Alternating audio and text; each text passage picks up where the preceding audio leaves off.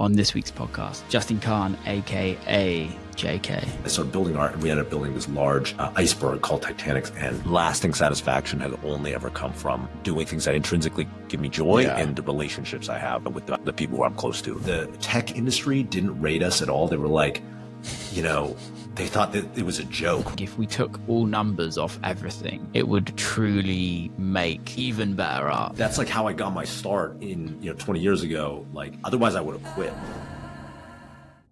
Justin, aka JK, how's it going, man? It's great. Good morning. Good morning for me. Yeah, where in the world are you? I'm in California. I live in Northern California, out on the coast, like in the countryside. I know it's like your vibe too, right? You live out in the countryside. Dude, it's the way forward. I had a podcast that didn't show before this podcast, and it's fucking insane weather in the UK right now. So I was just like, okay, I'm going on my second walk for the day, just around the fields and just to get out, man. It's what it's about, right? I love that. Yeah, it's grounding. Super grounding. Has it always been like that for you? No, I lived in San Francisco for a long time, for almost 20 years, and then moved out to the countryside in COVID. I had this house out in Sonoma County, and so I moved out. And we just decided to stay. It's like so peaceful out here. It's good for my kids. Yeah, man. There's something about countryside which, I don't know. There's something about it that just for me is pretty special. Every time I come, don't get me wrong, I love a city. Like New York is one of my favorite cities in the world. I lived in Detroit for a long time as well, but still just coming home every time, it's just like no neighbors, green fields. It's perfect. Make as much noise as you want. Yeah, I feel the same way. I'm pretty extroverted. I need that city energy a couple times a month, once or twice a month, and then and then I get back. Yeah. How do your kids find it? They love it. I mean, I think that's one of the big reasons I like living out here is my wife and kids just really, it feels a lot more grounded, They're like playing outside and, it's really peaceful out here. Yeah. Yeah, man. Yeah, totally. I want to go back from day one. How did your life start? You've lived an extraordinary life compared to most people in the music industry. We're very fortunate in the music industry to live extraordinary lives. And then you decided to get involved in the music industry and just shit all over everybody in the music industry on a level of extraordinary lives. You've achieved things that a lot of people would never be able to achieve. And I kind of really want to dig into that and then dig into why music as well. So let's go back to like how it all started for you. Well, thank you. Yeah. So, I've had a whole career outside of music, I guess. I started off 20 years ago building things in the tech industry. And I guess it all started, I just didn't really know what to do. I mean, I guess the real answer is it started like when I was in university. I was I was a little bit over 20 years ago. I was going to graduate and I was like, oh, what are you supposed to do? I remember thinking like I was going to graduate in a year. Like, what do people do after they graduate? This like sounds very naive and probably privileged as a viewpoint, but I just I'm someone who like doesn't plan ahead very far. Actually, people are probably surprised when I say that, but like, I didn't have any idea. Like, I had never thought about like what kind of job I would want to do or anything. So that kind of makes sense though. Yeah. Because like, sorry to butt in, but I was doing like a bit of research on you. And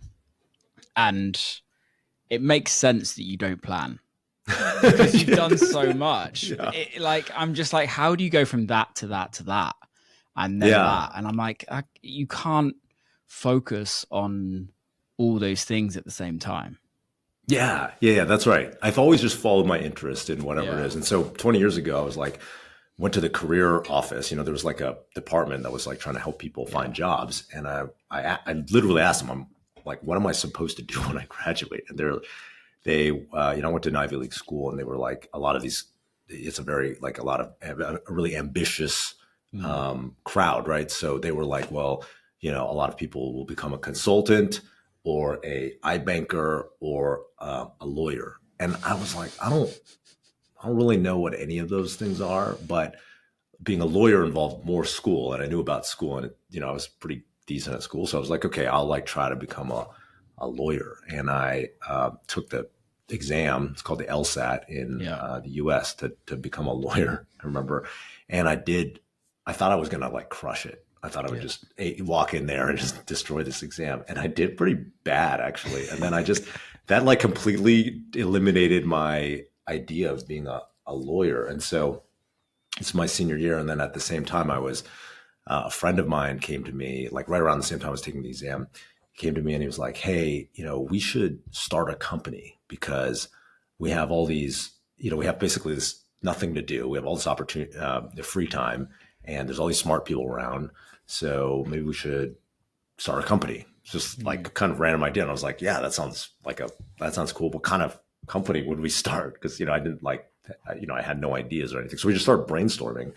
And we decided, this was back when, 2005, really 2004, when the internet was just kind of getting going with, like new Web 2 applications and stuff. And so we just started brainstorming. We ended up deciding to kind of build this Gmail had just come out. So we were like, let's build a calendar version of that.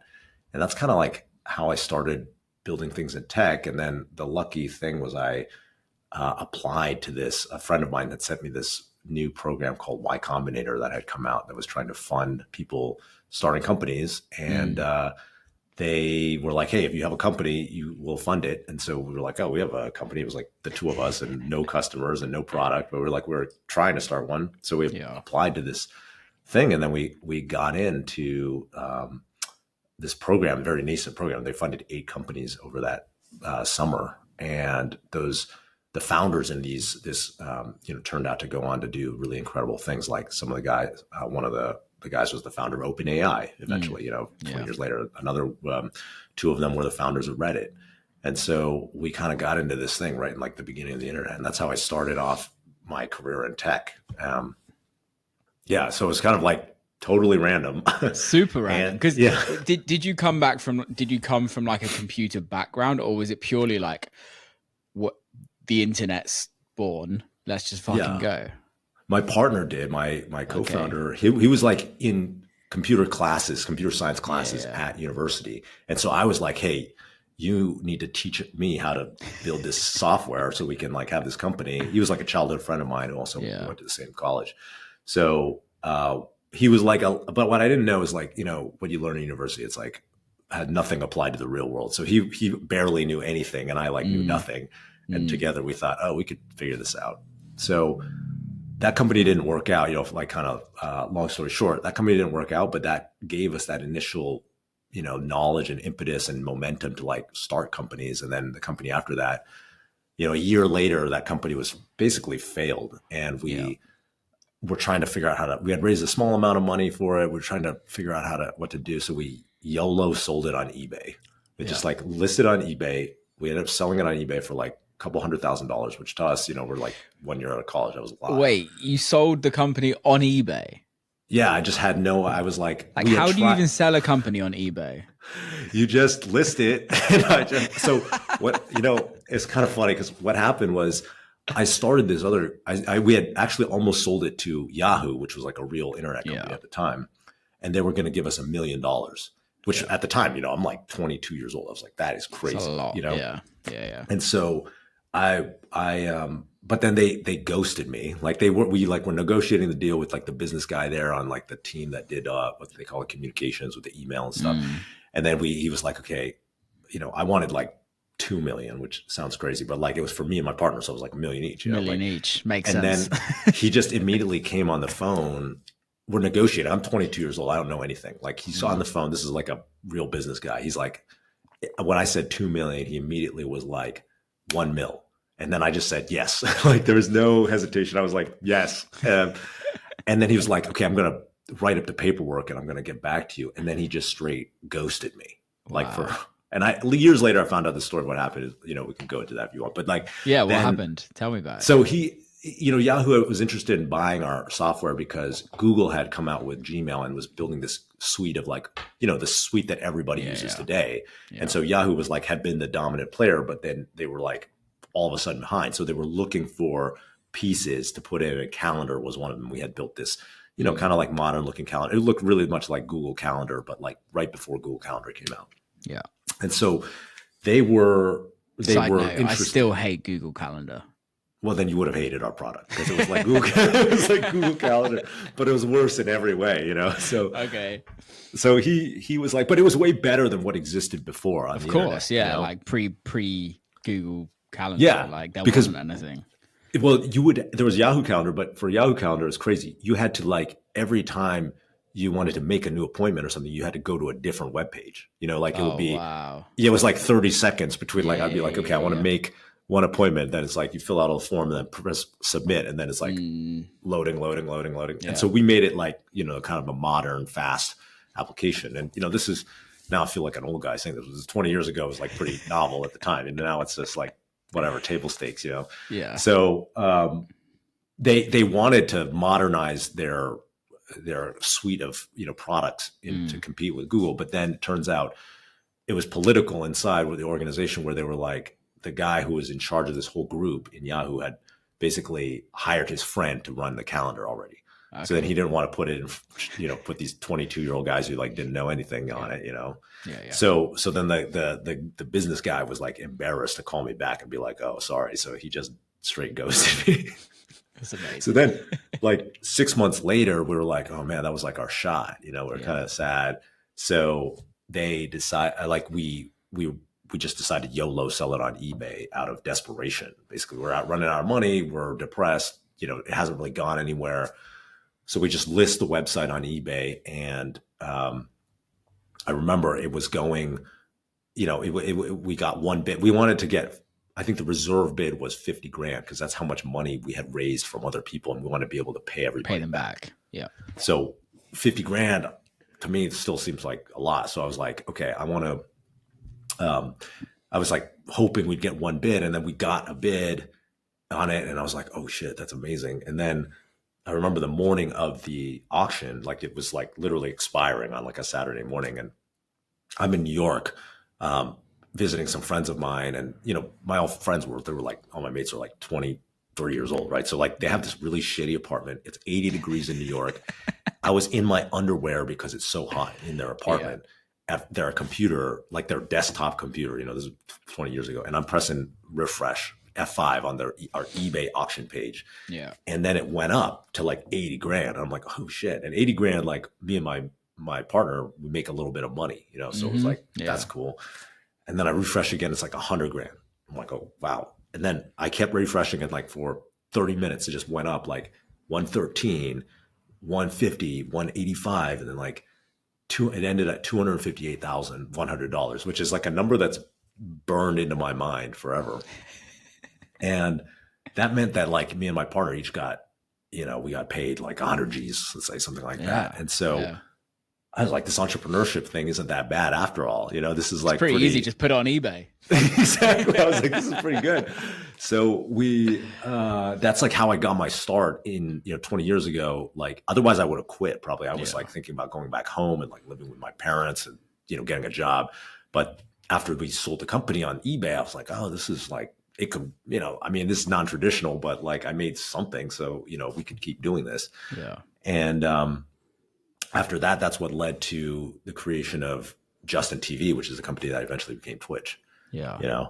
And it's our mentor, the guy who funded us from Y Combinator, basically he came in and said, he was like, after this happened, we're kind of like, now what do we do? It's back to like a year or 2 years ago when I've been like going to my college counselor, like, what am I supposed to do? I was like, now what do I do? And he said, hey, this guy, Paul Graham, is like a legendary tech investor.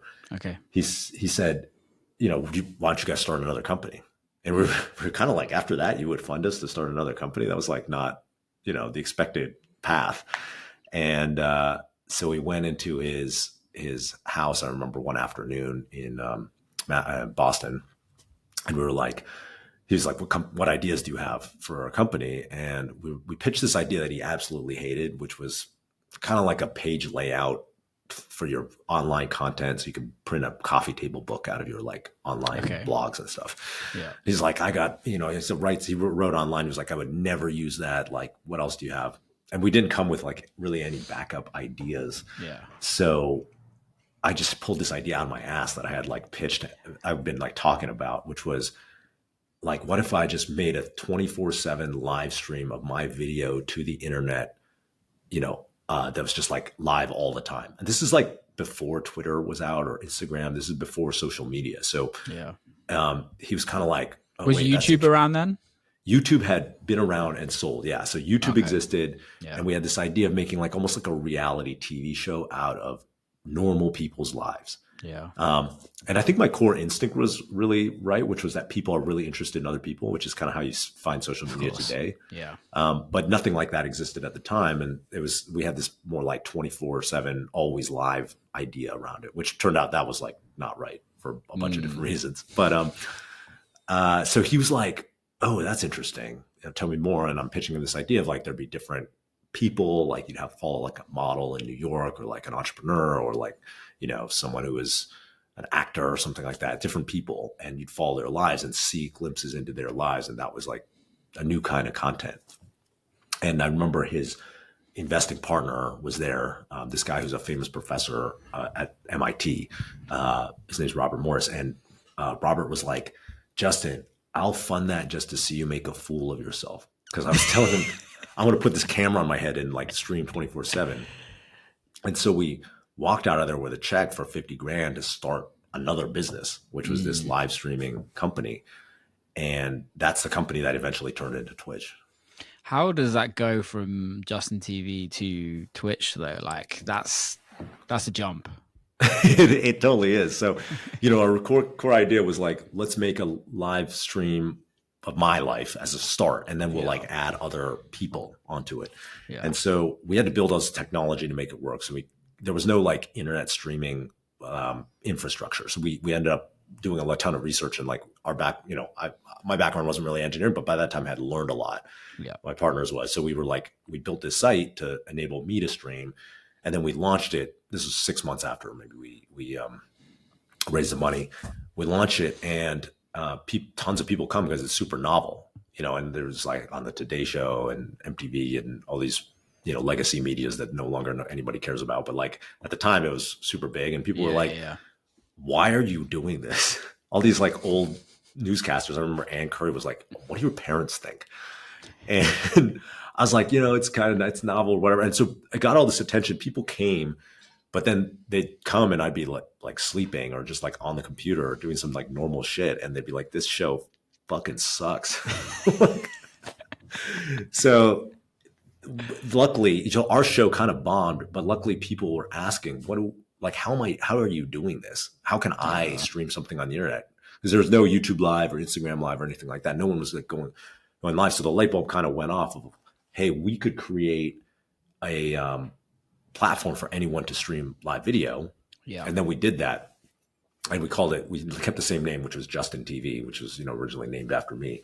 And then so anyone could stream on Justin TV. And then eventually what happened was there was one category that my partner was really into. Like the site growth kind of stalled out. It was like a decent company. We were like a 20-person business, like 5 years later, making millions of dollars of revenue, but it wasn't growing very much. And how is it? Sorry to butt in, but like, how is it making revenue then? Same as mostly video ads. So the same thing that you see it today on Twitch. We invented. This is like probably going to be annoying to every single person listening, but like, those ones that play in the middle of the stream, like where it pops up and you have to watch it. Like we like invented that basically. Wow. So we put them on these ads, and we're making revenue on ads. And there's some like people paying kind of like the subscriptions today, but that's really nascent. And then my partner Emmett was really like, hey, gaming is what's next. And like StarCraft had just come out. He was really into gaming. So he's like, I only give a shit about the gaming content. We should focus on gaming. And we kind of started experimenting with that. And then that just grew and grew and grew, and eventually took over the whole thing. And like, that was it, That's amazing, man. When did Justin TV turn into Twitch? It was like in 2011. So we started the company in 2006 and launched in 2007. And then 4 years later. Yeah. It's so early. Yeah. Like I generally had only heard of Twitch probably like 5 years ago, maybe, or something 2018, maybe. Yeah. Yeah. It always grew. It was crazy because like when we launched it in Twitch in 2010 in a very nascent way. So like almost 4 years after we started the thing. And then it was like Justin TV was still around. That was actually much bigger for a long time. And then Twitch kind of crept up and so you didn't close Justin TV? We didn't close Justin TV because Justin TV was making all the money to pay for everybody. Yeah. But Twitch was like the passion and like where we thought there was future growth. So we all just everybody focused on Twitch. And then eventually Twitch grew bigger. And then around 2014, right before we sold the company to Amazon, we shut down Justin TV because everything had gone Twitch. Like the whole company, the vibe, like all the traffic was on Twitch. It's crazy how a rebrand can change everything. Yeah, it is actually. It was like because you're doing this, you're packaging the same. You're literally doing exactly the same thing, but you're just repackaging it in a different way, and it appeals to different people, and then it grows even bigger. I think it's like music actually with artists, exactly right? Like if you have a specific vibe with hardcore fans, that's always going to be more powerful than something that's like kind of okay for like lots of people, you know? So by Twitch, that was an internal debate because we were like, how could gaming be bigger than everything, right? Like, but it turns out if you have like that really strong gaming culture, and we kind of narrowed it. So it's just focused on the gaming streams. But then now, you know, Twitch, if you go to it, it's like everything again. Yeah. And so, but the popularity and momentum came from that like hardcore gaming culture. And that's why Twitch has a very distinct culture today. Yeah. It's very true. I absolutely love branding.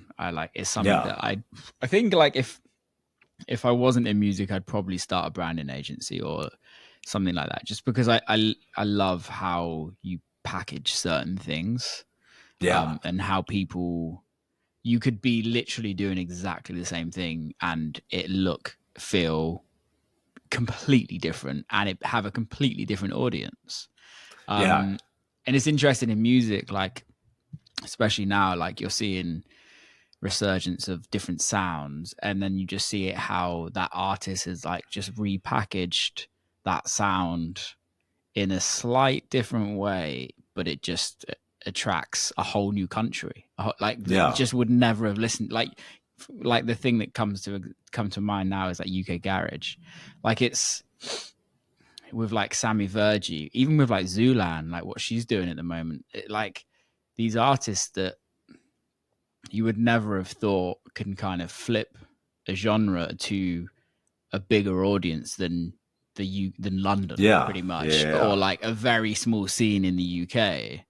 And now they're the biggest artists in the world, and you're like, oh, it's this, but it's all how have you packaged that, and how have you presented that to the world? Because technically the foundation, although they're great songs and what they're writing is great, but it's actually how they packaged it, in my 100%. Opinion. I totally agree with that. It's like, I'm really inspired right now by like, along with everybody else in the world, by Anima, right? Where when I heard that sound, I was like a fan for probably before they got super big, when they were doing Tale of Us. And I was like, this music will never appeal to a broad audience. That's what I thought. I was like, this is like dudes, like got like a very specific segment of guys. And then, to see how like the whole package with the art style and like how it's been kind of shot for Instagram, and then it becomes viral and everyone wants to have that cultural moment.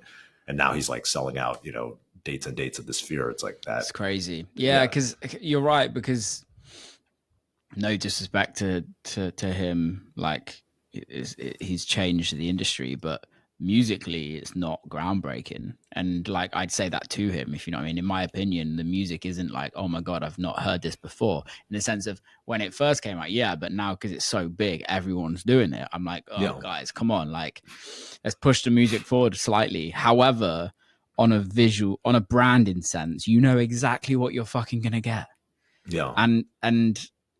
And you're gonna get a robot pushing out of a screen and running out of a screen, and it's what people want, and you're creating an experience for people.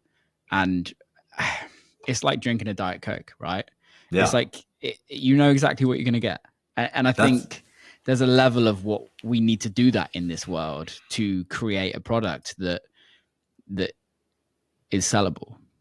Yeah, I think that's right. Music is a product, and you talked about this a lot on your podcast. It's like it's not just the music anymore. It's the artist, it's their social media. It's like how they, it's kind of like the vibe that someone knows they're going to get at that when they go see a show from that artist. And so, I think the best artists who are consistently selling out or, create some sort of unique package for a specific audience that really resonates with that audience. Consistency.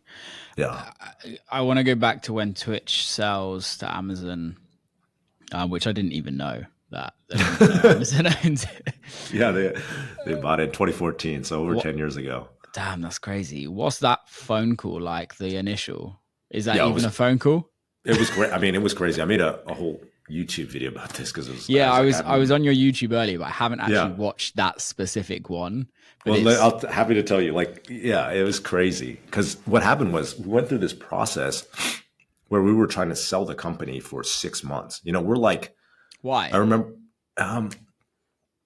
there are a bunch of different reasons. Like one, we're 30 years old and like the opportunity to get paid, like I'd be lying if I said that wasn't super appealing. Number one, you started a business. Why do you start a business? To make money? Makes sense. Yeah. So, we wanted to make money. Number two was, we were at an inflection point actually in the business, which I think was kind of a risk where, we were heavily reliant. League of Legends was the biggest game. And that was that was 40% of Twitch traffic. And it wasn't clear if that was going to go up as a percentage or down. And if it went up, there was kind of a rumor, maybe they would start their own, maybe they would try to make it against copyright for, the people who use their content to create a new stream with, League of Legends would have to pay them or something like that. And, so it was kind of like this like uncertainty in the business.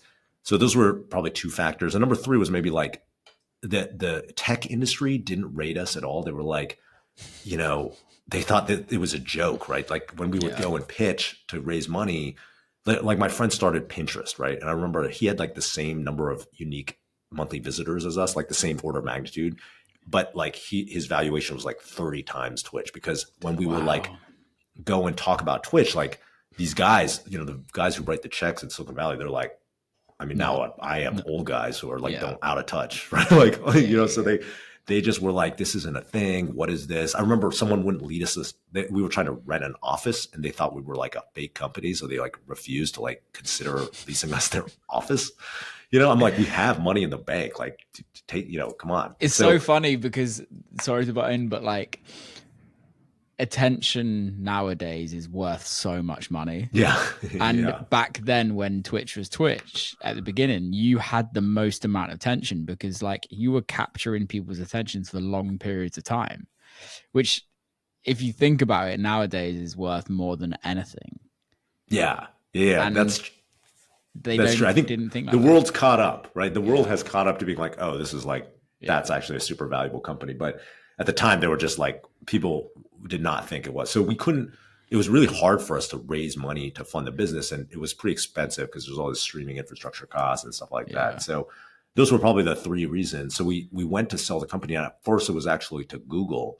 We went to Google and we were like, we were talking about partnering with them. And then they eventually said, hey, we want to buy it.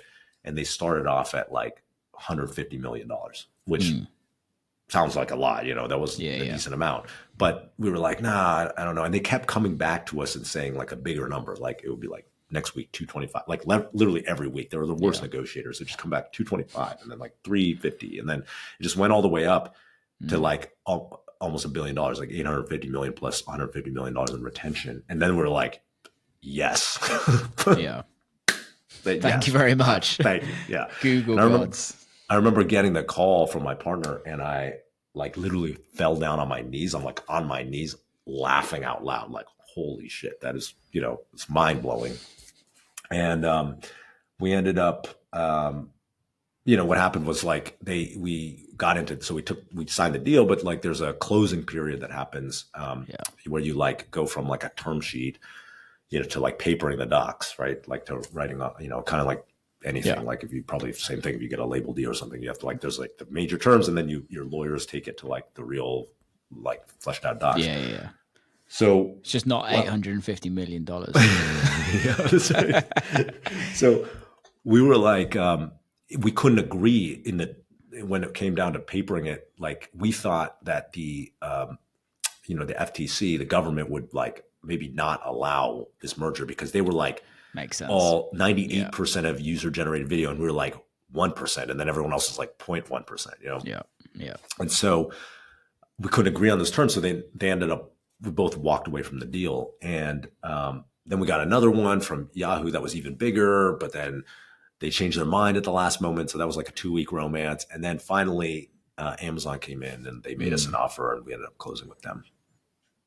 How does that feel? Like 10 years ago, not 11 years ago now? Like, how does it feel to like sit back and like, do you still think about it, or is it just life? Is it just normal to you now? It's just life, for me. It's interesting because I didn't, it was like really amazing for like a month. Of course, like it was, and it's probably like anything, you've had your share of accomplishments and like whatever, that just becomes your new normal, so of course. I remember it was like way beyond anything I'd ever imagined for myself in life. And then 1 month later, it was like, oh, that's just how it is, and I remember thinking to myself, like, wait, why don't I feel more fulfilled by this? And I actually ended up starting another company later because I was like, oh, I want to make it bigger or whatever. And then the good part about Twitch, it's super blessed because it's kind of given me the freedom to explore my own passions and stuff. But maybe more importantly, it really gave me the freedom, like the understanding that like long-term fulfillment could never come from extrinsic accomplishment or like the external world. And it made me like try to learn like what is wrong with me that I am not fulfilled. And the realization of it's like, oh, it's not about like what's wrong with me or not. It's more like, if I want to be happy, I can't be relying on accomplishing something in the outside world because you don't control that, number one. And number two, like everything will fade. Like if you accomplish something, you think you'll be like super happy for the rest of your life, but you'll just actually, that will become your new baseline. And it like, I was like the remedial student because it took me really a long time to figure that out. And even years after selling the company. What is that mental process to kind of go through that you have to take to embark? Because I think from an outsider's point of view, it's also like the expectations of everybody else around you. Yeah. And also like we've all achieved things in life, right? And I think it's like I can speak for myself, the expectations I put on myself of like, wow, you've done that. Now you have to top that. Yeah. I think that's human nature. And it's also the nature of the society that we live in, where we're constantly getting bombarded by like comparison. Like I was listening to your podcast with Nora and Pure. I'm a huge fan of her, yesterday. And like, that was part of what you guys were talking about, right? Which like you're on the phone, people have their phone all the time. They have information overload. And I think that you have comparison, like especially like as a DJ, as an artist, you're on Instagram, you see everybody, it's like almost a ranking, who has more followers, and you can look at Spotify, who has the streams and like who's, Beatport number one or whatever. And it's the same in tech, that's something that's very shared among the industries where you're like, how much money did you raise? How big is your company? It's human nature. And I think it exists in every industry. And so the path for me was, I'd sold the company and I knew conceptually I've done better than I ever dreamed, but then I didn't feel that way. And I had friends who started like Airbnb and Dropbox and Coinbase, and they were like way bigger than, we sold our company for $970 million, but their companies were like $10 billion or whatever, some insane amount. And so then I was like, man, where did I go wrong? Like I was like literally thinking that. And then so crazy, man. I know. I know, it's insane. It? And then I started this other company because I'm going to make a $10 billion company. Right. Yeah. And I wasn't happy. This company was like not a good fit. It was like more of like a enterprise. It was more of like a business company. It wasn't that what was it? Interesting. It was a legal tech company called Atrium. And so I just thought it was very mercenary. I was like, I'm just going to do what I think can make the most money basically and be successful. And I hated it for a bunch of different reasons, but I wasn't, so I was kind of torturing myself, this is 4 years afterwards. And I was like, why? And I ended up drinking ayahuasca, actually. And in the ceremony, I saw a vision of my dad And I love my dad, and I have a great relationship with my dad. But in the vision, I was like screaming at my dad. I was like, "Why aren't you proud of me? I've done so much." And I'm like, this went on for like seemingly hours, but probably like 10 minutes. And then when I woke up over the next, I felt like extreme catharsis when I woke up. But like over the next like couple months, I realized that what that vision meant was like that everything I'd ever done in my adult life, I'd done to get the approval of the outside world. Because when I was a kid, I didn't feel like I got that approval I needed from my parents and peers and like the people around me. And that's not to blame them. That was just my own self-conception of like what had happened. Right. And so I realized like, that's why I wanted to become an entrepreneur and be successful and whatever. It's because like I wasn't a popular kid. I always felt like an outsider. I felt like if I achieved, then I would feel like I was an insider, or like feel connected to people. And then downstream from that, I was like, there were kind of two revelations for me. One was like, well, I can love who I am, right? Even though that's not like a very attractive thing to admit, that I like really give a shit what other people think of me. Like I can accept that was something that was adaptive for me. It was like some behavior that helped, that was like me trying to get what I needed, felt like I needed from the world. And then number two was like, I don't have to live that way anymore if I don't want to. I could show up any way I want to. And so that's when I started really focusing on what are the intrinsic things that make me happy versus focusing on the outside world to deliver something to me to make me happy. What are those things?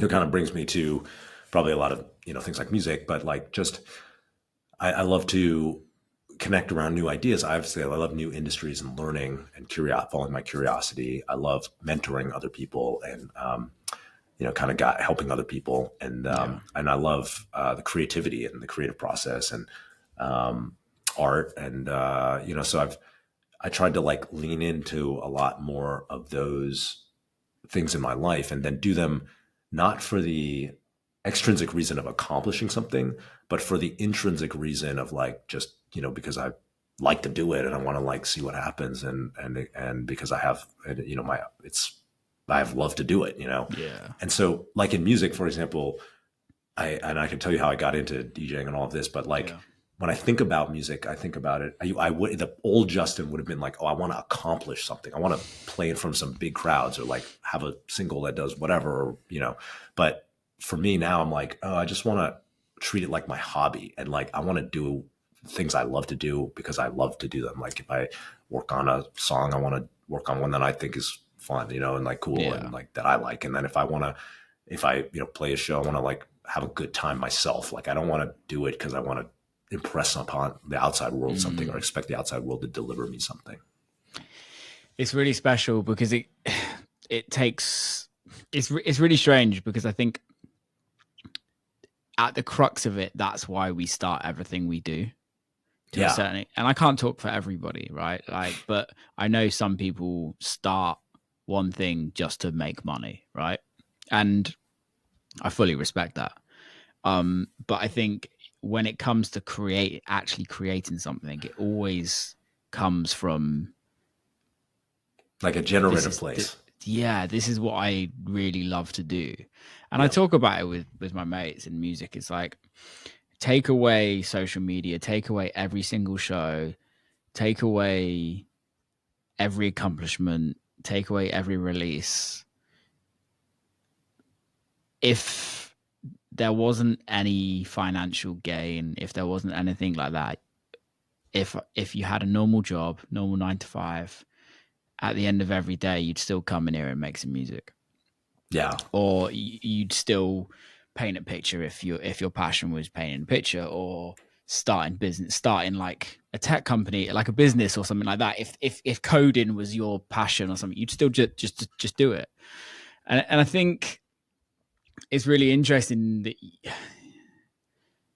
you're kind of coming into this industry in the most perfect way anyone could come in, right? Because it's like you're not doing it for a career, which I think nowadays so many people come into it as for a career, right? Yeah. Like DJing now is a form of earning money. Producing music is now a form of earning money to the open public. It always has been, but it's to the open public. Social media allows that to be open, and it's kind of crazy that you're coming in now. I don't know your financial situations, but it's like that's not what it's about. Yeah, it's not to live, for me it's for the love of it. And I think, all the best things start because somebody loves it and it's their creative expression, right? And it's a creative outlet and they just want to do something cool. And then it turns out that really resonates with a certain audience. And then, eventually it becomes big enough that maybe they become doing it for the money, or other people see them and are emulating them for the money. But I think the best things start with the creativity and doing it for yourself out of joy, Yeah. And so just reminding, it's so easy to get lost from that in every industry, like, music, tech, etc. That like, it's like, I think it's a good reminder to always, tap back into it. It took me a long time to figure that out for myself. I like to say the test for me is like, what would I do? It's kind of what you just said. What would I do if tomorrow the thing I did today made no money and no one ever knew about it? Yeah. And I would still, I wouldn't think it was a wasted day. Like, that's what I want to do. I want to just do things where like I'm doing them for my own intrinsic reasons. And I'm blessed because a lot of the things I like to do, financially are viable or lucrative or whatever. I love the creative aspects of entrepreneurship, et cetera. And so, that is a blessing. But just looking at it through the lens of just what is my own joy has really served me in my own life to be much, much happier. Like, much happier. Yeah, it's crazy because I think like I can get so caught up in it. Like a lot of us can do. I'm just like I'm sure you do on certain days, right? It's not something I don't know about you, but for me, it's not something that is a forever feeling of like I question my career on a daily basis. Like anybody saying anything bad about my career, I've said it 10 times worse than what they could ever think. The brain is a crazy thing of what it does to you inside, but the crux of it is you still turn up every day and get on with it. 100%. It's easy to be zen in a podcast. Like right now, I'm like super happy, but then you like launch a song and it doesn't do as good as you wanted. And then, you just always have to remind yourself, hey, like, this is what's really important to me, and it's not easy. It's interesting though, because you've just released, I believe it's your first record. Yeah. So what happened with music was I got into music because I love, I started going to Burning Man, in the Bay Area. It's really big out here. I expect nothing less from you. I literally expect nothing less. Yeah.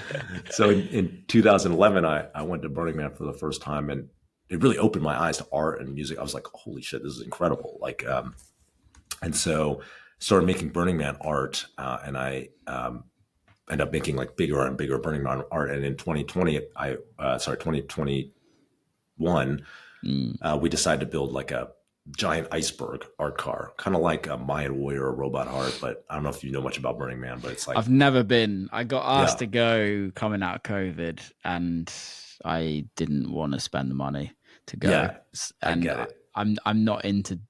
I'm into like, so I live 15 minutes away from Glastonbury, which is where Glastonbury Festival is. Yeah. So I'm like cool with going to festivals in dirt, but heat and dust, I'm just like. Like, I will go. Yeah, I will go one day. You should go one day. I'd love to. You come with me. Yeah. It's. I don't like camping. I don't really like. I live in the woods, but like I don't. Yeah. It's kind of weird because like I don't love spending that much time in the outdoors. I mean, I'll go and then come back to my, house or whatever. But like, totally, yeah. I'm not a camper. But Burning Man's different. It's like it's kind of like another world. You don't really think about being camping. But I went out and it was like a really incredible eye-opening experience of art. And I started building art, and we ended up building this large iceberg called Titanic's End, which is like a 70-foot long iceberg that it's like a synthwave iceberg. It lights up with 200,000 LEDs. We have all these engineers that volunteer on it. So there's like all this custom like visualizations, et cetera. And it has I'm on the Instagram of it now. Yeah. So we built like all this really amazing art, and there's a 100,000 watt Danley sound system on it. It's wow. And so we basically run a mini festival at Burning Man every every time it's like we do like 6 days of like electronic music for 12 hours a day. And it's all volunteer. Like everybody just puts this together, everything from like building this thing, all the artistry, the visuals, the bookings, bring out the DJs, like everything is like volunteer. So we built this thing, and I was like, I'm putting in so much energy into building this. People are sleeping at my house 20 people deep to build this thing for the final month of Burning Man, and so I was like, I should learn how to DJ, because I had actually done a little bit in college, 20 years ago, but then I was like, I should like get back into it. And so one of my friends on the project, he kind of like taught me in my kitchen, and I was like just having a great time learning. And then 2022, when we brought this thing out for the first time, I remember someone didn't show up for their slot, and I hopped on like in a sunrise with my friend. And I was like, this is the best I've felt since I can remember, like at least 10 years. I was like, this is the most fun I've had.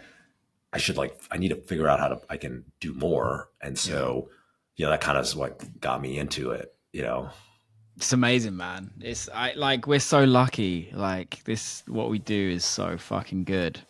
And it's like, I think I want everyone to experience that feeling.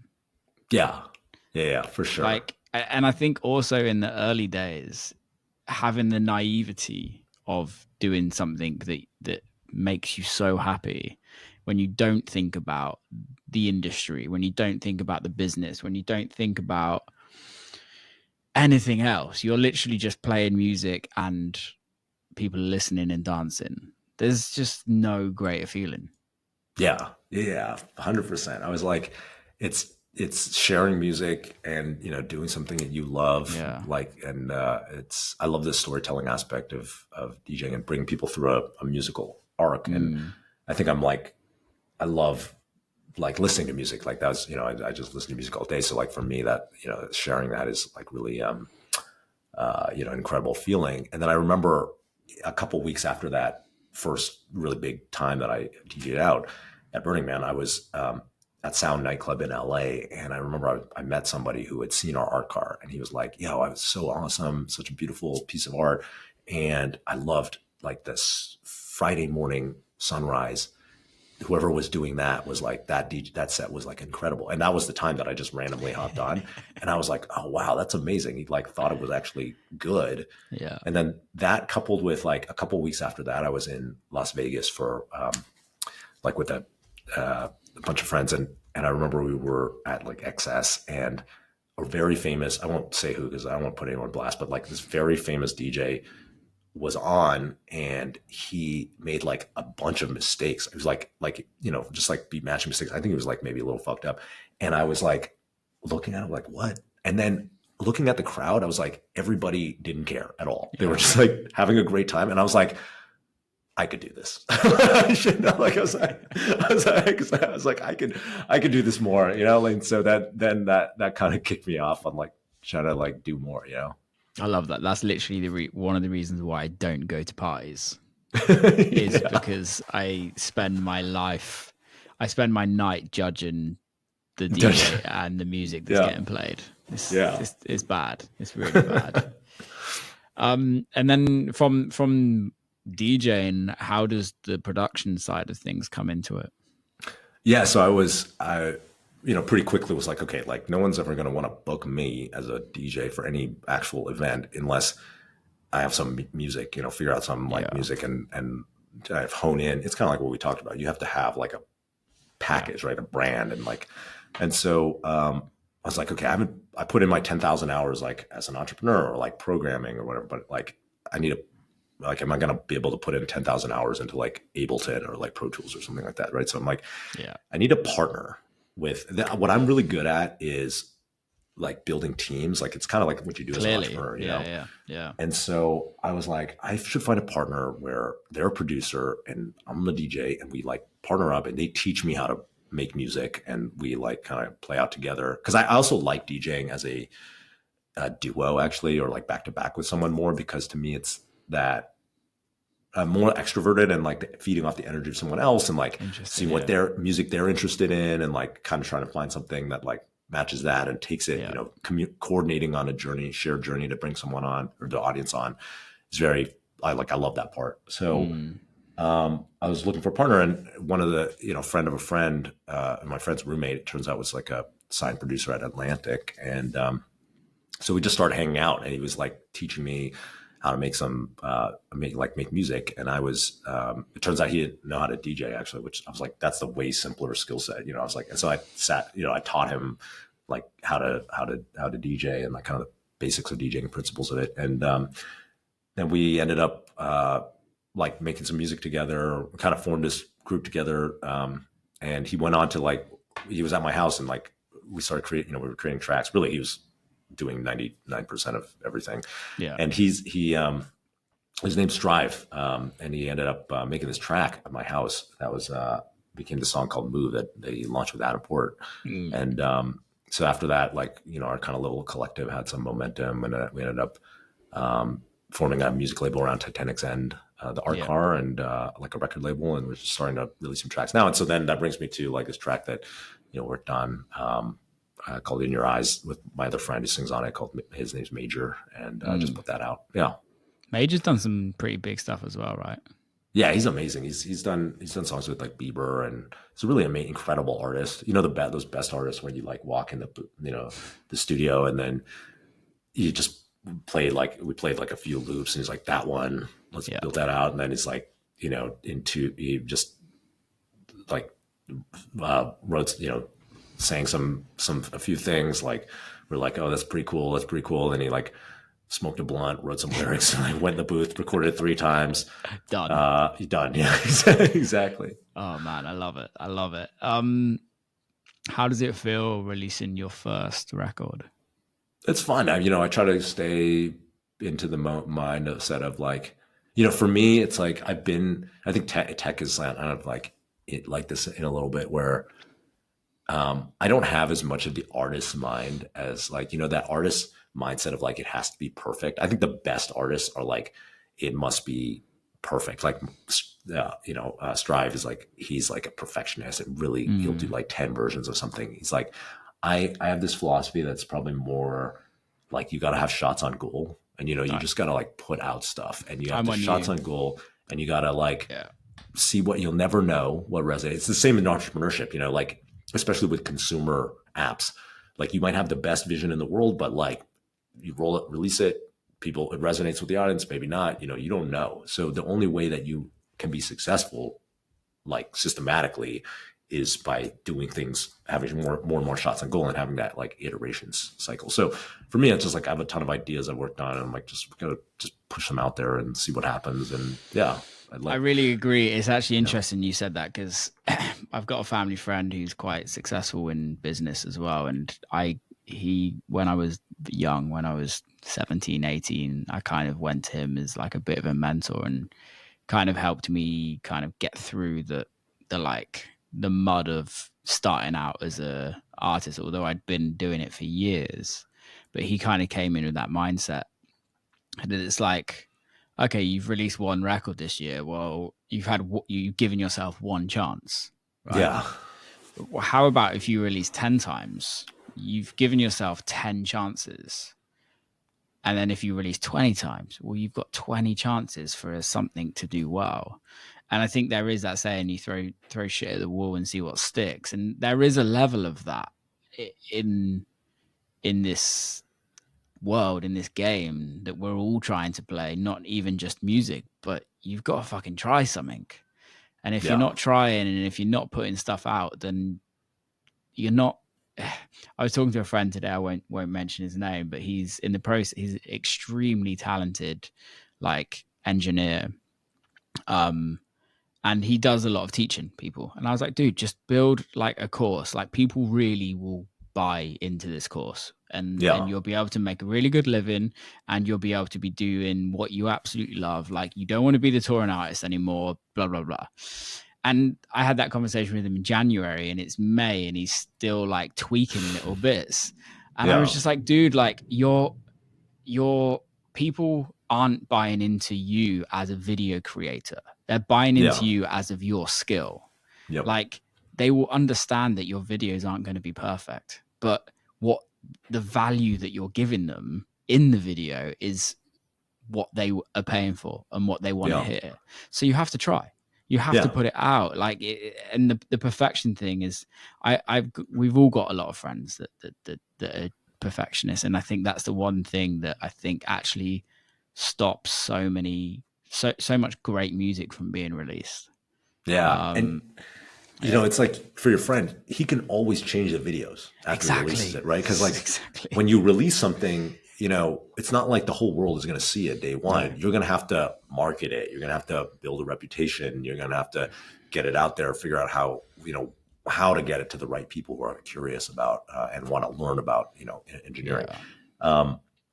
But so you'll have the chance to change it if you want. You can always improve it, but you just kind of got to get out there and like see what resonates, you know? And I think that's so important in all aspects of life, but especially as an artist, you know, it's like the music, it's how you talk about it, how you connect with your audience on social media, all those things, you know? I want to talk about YouTube slightly with you. Yeah, I love YouTube. Yeah. Yeah, same. I'm one of those guys that I wish I made like a YouTube channel. I know I have a YouTube channel. The podcast is on YouTube. If you're listening, go fucking watch it on YouTube. It's way better. Like and subscribe, smash that like. But like, I wish I've always wanted to create a YouTube channel as a quintessential YouTube channel, right? Yeah. And kind of not in music, like just in life, just in life, and just like outside of it. Like, when did you start? Like 168,000 subscribers. To be fair, that's pretty. You got 168 videos as well. That's pretty good. Like, how does one? Yeah, how did I start? Especially coming from Twitch. Like, it's kind of competing, right? Yeah, and I mean, well, so you know, we'd sold Twitch, and the thing about Twitch was like, Twitch is like a job. Like, if you want to be good at Twitch, you need to like do Twitch hours every day. But so is YouTube. Yes, for sure. You know, for me, the way I got started on YouTube was I was doing a podcast, like an interview podcast, kind of like yours, just an interview podcast, a lot of tech people or some artists or whatever. And I did this like interview for this group, like an online, like an interview for a group of kind of like Gen Z, you know, people in tech or like, you know, creators and stuff. And so one of them was like, hey, I want to help you. You should like, instead of your podcast or in addition or whatever, you should have a YouTube where you like tell some of these stories. I was just telling stories like I told you about like my background and, you know, and so I was like, I don't know anything about making a YouTube video or channel or whatever. She was like, hey, if you just buy the camera, this was during COVID. So she's like, if you buy a camera and turn it on, point at you, I'll like edit it, post it, everything. And so I was like, all right, I'll try. You know, I'm like very open to obviously like new things and just trying different stuff. So I was like, all right, fuck it, I'll try it. Yeah. So we made I just started like recording myself. You know, they were just like talking head videos where I like tell stories about entrepreneurship, or it started to be more like life, you know, advice, life content, you know, things I've learned. And, you know, some of them did all right during COVID, and now it's just a hobby, you know, like I love my favorite thing. The thing that resonates to me most is when I meet someone and they tell me like, oh, this video really helped me, or, you know, I don't drink anymore. I had some videos on quitting drinking, and like people have told me like, oh, I quit drinking because I've like watched this video, you know, or you know, I've got emails like I was going to quit my startup because I was, you know, depressed and, you know, I wasn't taking care of myself. And then I watched some of your videos and I started doing those things, and now I like feel like good again, you know? So just stuff like that really means a lot to me. It's pretty amazing as well, because I think you've lived an exciting life that a lot of people want to know about, right? But like, when doing that YouTube channel, is it the same as doing music in the sense of like, you don't worry about the views? You don't. Yeah, I don't even look at it. I don't even look at how the video, it could be better. Like if I had to do it as a job, like if you know, I have friends who are full-time YouTubers, creators. Yeah. It's you know, like if you want to be the best, like Mr. Beast, right? When he does interviews, he talks about how he decodes every second. He's like, if I lose attention, you know, these types of things he knows exactly what's going to keep attention, and so the videos become a certain style because that's what's the algorithm kind of pushes you towards if you want to maximize. But, you know, for me, it's like, I just don't, you know, I think that guy is probably always going to be more successful than me on YouTube. I'm just like doing videos I like to do that I think are impactful. There's probably many ways I could make them, not probably, there are many, many ways I could make them better, more engaging, etc. There's people who do the same kind of content that I've done that are like, have way more views, but Yeah. I just, it's not a job. Thank God. It's just like I do it as a passion. And so Cool, man. Yeah. I think the thing that's like really inspiring me about this conversation is that it is just about doing the passion side of things. I think it can get really forgotten in this. And I think so many people listening to this that are kind of starting out can take that away from this conversation of just like, if you love doing it, just do it. And, and don't, I think that's the issue with nowadays, that everything has a number to it. Yeah. Everything has a chart, everything has a ranking, everything has this, everything has that. Like, if that, I generally think if we took all numbers off everything, it would truly make good, even better art. 100%. Yeah, I totally agree. And I think it's really hard in today's world with social media and, the way everything has views, like you say, like to forget about that or to like step back from that. And I do think that the best art is created in that way. It's like, I feel like I keep going back to, Anima and Tale of Us. They like, I'm sure like seeing their events, I'm sure losing money on their events for the first, whatever, like long time, like that I think they were just doing something that they thought was like sick, Yeah. And that to me is like really inspiring. It's like when just like doing something for 10 years or whatever that you were just like into, and then that's what it takes, I think, to be one of those things that becomes great. Like Twitch, another example, it's like all my friends had these companies that were like way higher rated than Twitch because VCs or like investors and like the industry at large were like, what is this? But like, we were just into that. We believed in that specific genre thing before it was popular. And then I remember once we sold it, everybody, all these Silicon Valley people were like, oh, we invest in esports. We're like the consumer and esports. I'm like, where the fuck were you like 2 years ago when we actually had a company? It was like, and there's only one company that was like a successful esports company, which was Twitch. And then after that, nothing, because, it's like there's only these once in a generational opportunities, once in a generation, so yeah. It's I think it's like, I think there can be some people that can go like, well, it's easy for both of you to say this when you're living what you've wanted to do, right? Like in a situation where you're at, where you financially made a shit ton of money doing something that you absolutely loved. And also for me, where like I'm fortunate enough that I do what I do for a living. But it does come from just doing it and carrying on. Yeah. You just have to do what you love. And like what I can say definitively for myself and in my experience from other people who I know, know a lot of successful people, like the success part is never what drives the lasting happiness. And I'd be lying if I said I wasn't happy for like a while after selling it. Of course, like, you get that dopamine hit. You're like, oh shit, you get the ego boost. Of course that makes you happy temporarily, but like lasting satisfaction has only ever come from like doing things that intrinsically give me joy and the relationships I have, with the people who I'm close to, and that's nothing in the outside world has ever provided the lasting happiness. And so I think it's human nature. And I've been in that headspace for so many years where it's like, oh, if I just get this next milestone, that's what's going to make me finally happy for good. Like I'm sure you've had that, those experiences, like doesn't work. Yeah, dude, still do it. And you kind of, it's a battle that I think I'll always take on, but when you sit down and think about it and talk about it and sit outside and assess the world and assess where you're at in life, it's like, well, you know what? Like, it's doing all right. Hell yeah. Dude, I've loved this conversation. I know we could carry it on for hours and hours, but I think like ending on that note is perfect. Thanks so much for coming on. Really appreciate it. Thanks for taking time out of the day. And thanks for listening as well in the past. Appreciate it. Of course. Yeah, thank you. Thanks for having me. I'm such a fan. This is awesome. How can people follow your music project? Yeah, so on Instagram, it's at JK is the DJ. and it's JK on Spotify. We have a new song out, In Your Eyes, with Arabic piano and major. So yeah, go check it out. Sick, man. Really appreciate it. See you soon. And that's a wrap.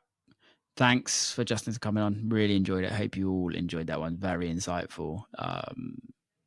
Slight different as well. Slight twist from what we're used to. So I loved it. I love talking business. I love finding out how people have built things over their lives and turned it into creating music and art. It's amazing. Anyway, without further ado, till next time, people.